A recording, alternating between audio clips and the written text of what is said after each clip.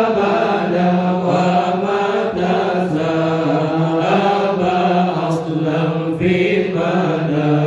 الزمان منه الجواب فلم ترق وما وقعت ذبابة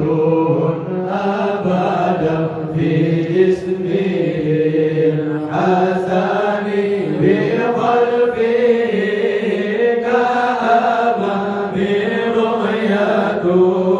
ثبتت ولا يرى أثر بول منه في علاني وقلبه لم ينم والعين قد نعست ولا يرى ظله في شمس ذو فطان قد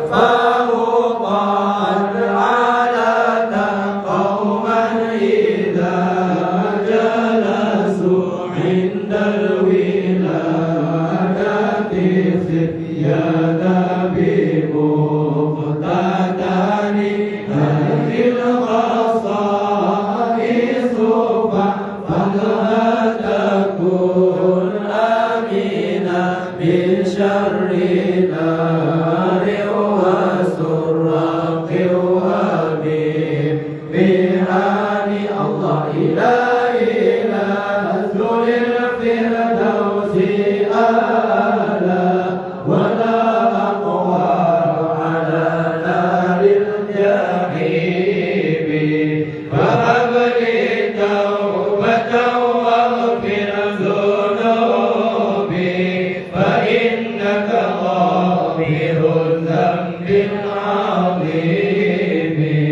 ذنوبي مثل عدد فهب لي توبة يا ذا الجلال صلى الله وسلم على النبي سيدنا محمد وآله وصحبه أجمعين صلى الله وسلم على النبي سيدنا محمد وآله وصحبه أجمعين صلى الله وسلم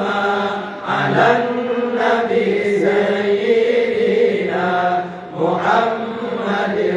وآله وصحبه أجمعين